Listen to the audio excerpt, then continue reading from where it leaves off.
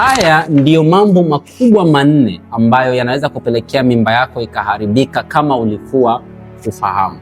Umetafuta ujauzito kwa muda mrefu sana, umefanikiwa, alafu pasina kujua haya mambo ukajikuta mimba yako imeharibika tena. So kuwepo mpaka mwisho wa video ili uweze kujua namna gani ya kuweza kuzuia. Sababu ya kwanza ambayo inapelekea mimba nyingi zinaharibika bila kujalisha ni aina gani? Jambo la kwanza ni mimba yenyewe.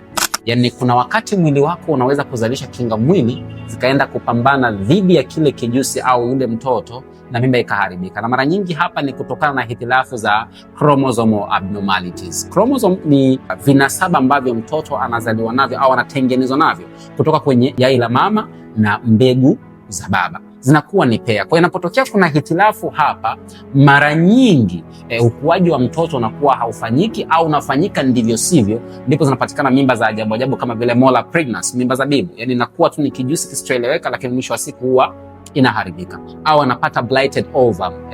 Inakuta ni mimba inatungwa lakini ndani hakuna mtoto, hakuna sac. Tunasema yai visa.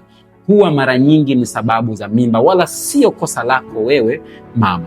Kwa hiyo ni muhimu sana pia kufuatilia baadhi ya vipimo unapojiandaa kubeba ujauzito.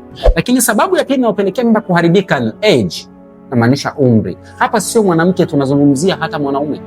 Kwa sababu umri wa baba na umri wa mama una determine ni kwa namna gani quality ya mbegu za huyu baba au quality ya yai la huyu mama itakuwa.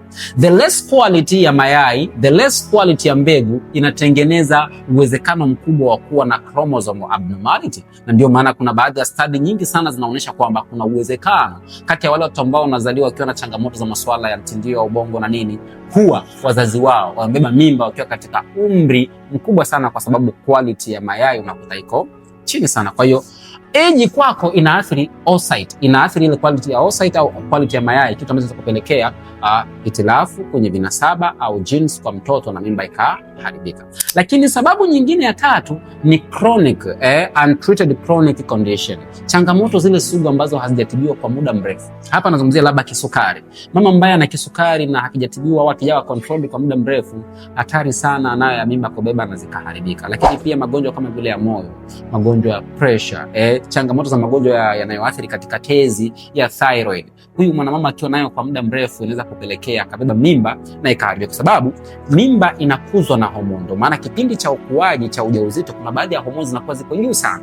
Kwa anapokuwa na athari katika tezi ya thyroid, kumbuka hii tezi inaratibu baadhi ya hormones nyingi. Kwa inakuwa ni rahisi baadhi ya homoni ambazo tunazihitaji zikawa za kiwango cha chini, na mwisho wa siku kapelekea ule ukuaji usifanyike vizuri. Lakini pia hapo ukiwa na maambukizi ambayo yatafanyika kipindi cha ujauzito yakaenda kuathiri mtoto, tunasema maternal infection, yakaathiri kile kijusi, yanaweza kuathiri ukuaji, yanaweza kupelekea preterm labor kwa maana ya kujifungua kabla ya wakati, au mimba ikaharibika kabla ya kufikisha zile wiki 20, mtoto hajafikisha kilo 0.5. Lakini sababu nyingine ni ile hali ya uterine structural abnormalities, hitilafu katika kuta za mji wa uzazi. Unakuta mwanamama labda let's say ana changamoto ya myoma, ana vimbe kwenye kizazi, like intramural fibroids zimeathiri kwenye kuta za ndani za mji wa uzazi. Mimba baada ya kutungwa, baada ya kufanyika ile conception, yai na mbegu vimekutana ndani ya zile siku 3, 6 mpaka 12 ili hiki kijusi kiumbe kije kujiotesha kwenye mji wa uzazi. Kinapokuja kujiotesha hapa kinahitaji mazingira yawe mazuri. Sasa akikuta kuna uvimbe ambao umekaa eneo hili na bahati mbaya labda una grow, mtoto anazidi kukua, anakutana na ule uvimbe, mara nyingi huwa anaathiriwa na uvimbe. Mwisho wa siku anashindwa kukua, mimba inafanyaje? Inatoka. Lakini wengine unakuta amezaliwa au wana changamoto labda ya mji wa uzazi kuwa mdogo sana, inaweza kupelekea sio tu kufanyika conception, ikapelekea mimba ikatungwa lakini ikaharibika. Sababu nyingine ambayo kupelekea mimba zikaharibika ni magonjwa ya muda mrefu. Like huyu mama kama na changamoto ya PID na hakuitibia, anaweza akabeba mimba kweli, lakini mimba ikaharibika.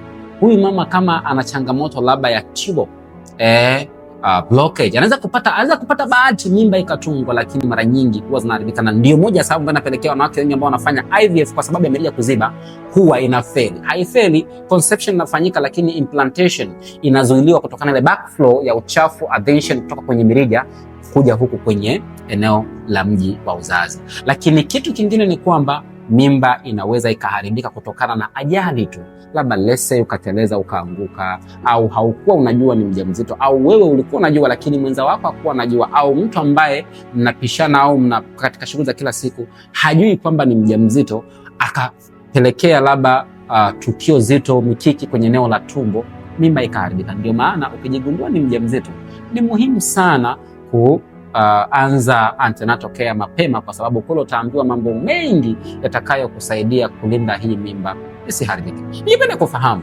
katika hizi, kama uliwahi kuharibikiwa mimba, uliambiwa sababu ni ipi katika hizi sababu ambazo nimezielezea kwenye comment. Lakini pia kuna mwanamke sasa hivi ameharibikiwa mimba wiki 2 zilizopita, anatamani kujua, amefuatilia hajajua.